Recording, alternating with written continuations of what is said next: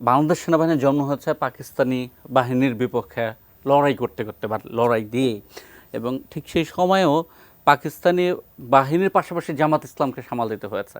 আমি জানি না জামাতের নাম নেওয়া হয়নি, আজকে নিষিদ্ধ করা হচ্ছে, কিন্তু এই যে আক্রমণগুলো এর সাথে জামাতের সংশ্লিষ্টতার কথা বলা হচ্ছে এবং একটা জঙ্গিবাদের সংশ্লিষ্টতার কথা হচ্ছে, এখন তো তাদের বিপক্ষে একটা লড়াই চলছে।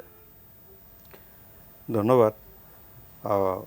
বাংলাদেশ সেনাবাহিনী এই দেশপ্রেমিক সেনাবাহিনীর গর্ব যে আমরা মুক্তিযুদ্ধের দেশ স্বাধীনতার সঙ্গে সঙ্গে ৭১-এর রণাঙ্গনে আমাদের বাংলাদেশ সেনাবাহিনীর জন্ম হয়েছে, যেটা বিশ্বের অন্য কোনো সেনাবাহিনী থেকে একটু বিরল।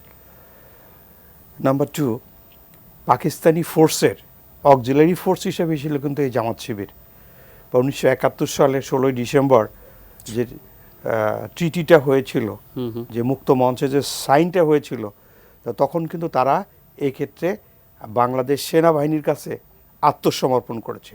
তা আত্মসমর্পণ করেছে মানে কি, তাদের অক্সিলারি ফোর্স কিন্তু তখনই বিলুপ্ত হয়ে গেছে অন্য যদি কোনো ফোর্স থাকে, কারণ তারা যেহেতু পাকিস্তানি পাক হানাদার বাহিনীকে সাপোর্ট করেছিল, তো তাদের অক্সিলারি ফোর্স হিসেবে তখন কিন্তু তারা বিলুপ্ত হয়ে গেছে।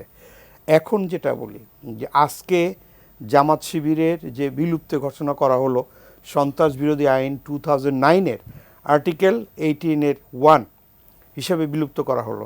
তো এই মুহূর্তে দেশের প্রেক্ষাপটে পাবলিক ডিমান্ড, ন্যাশনাল সোসাইটি সব কিছুর উপর ডিপেন্ড করে যে ডিসিশনটা নিয়েছে কর্তৃপক্ষ, এটা আমাদের স্মরণ রাখতে হবে যে যদি বোতল চেঞ্জ করা হয়, ভিতরে কিন্তু হোয়াট ইজ ওয়াইন আর হোয়াট ইজ মিল্ক ইমম্যাটেরিয়াল। তো শুধু বোতল চেঞ্জ করলে হবে না, আমরা যে নামটা চেঞ্জ করে দিচ্ছি, বিলুপ্ত করে দিচ্ছি, ওই লোকগুলো কিন্তু জীবিতই আছেন আমাদের এখানে। ওই লোকগুলো কিন্তু মানে কর্মক্ষম শক্তি নিয়েই বেঁচে আছে। ৭১-এর মুক্তিযুদ্ধে যারা বাঙালিদের সাথে যুদ্ধ করেছে তারাই তো পরে আবার এসেছে। সঠিক।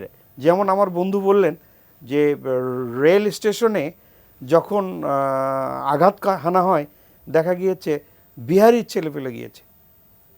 সো একটার সাথে আরেকটা ইন্টারলিঙ্ক। আমার প্রাণপ্রিয় ছাত্র ভাইয়েরা, আমার শিক্ষার্থীরা, আমার সন্তানেরা এটুকু বুদ্ধি হয়েছে যে কোনটা তাদের আর কোনটা তাদের বাইরে, কারণ তারা পড়ালেখা করে, আজকে তারা গ্লোবাল ভিলেজ বসবাস করে। বাংলাদেশ সংবিধানের আর্টিকেল 21 অনুসারে স্পষ্টখানে লেখা আছে যে দেশের নাগরিক এবং যারা কর্মচারী তাদের কি দায়িত্ব এবং কর্তব্য। 1 নম্বরে হচ্ছে সংবিধান ও আইনের প্রতি সবাই বাধ্য থাকতে হবে। নাম্বার 2, শৃঙ্খলা রক্ষা করতে হবে। নাম্বার 3, নাগরিক দায়িত্ব পালন করতে হবে। নাম্বার 4, জাতীয় সম্পত্তি রক্ষা করতে হবে। তো মাননীয় প্রধানমন্ত্রী শেখ হাসিনার আমলে এটা তৈরি করছে, মানে এটা মাননীয় প্রধানমন্ত্রী শেখ হাসিনার নয়, এটা আমাদের সবার সম্পত্তি। এই সম্পত্তির রক্ষা আমার এই প্রাণপ্রিয় শিক্ষার্থীরা কখনো করেনি এবং করবেই না।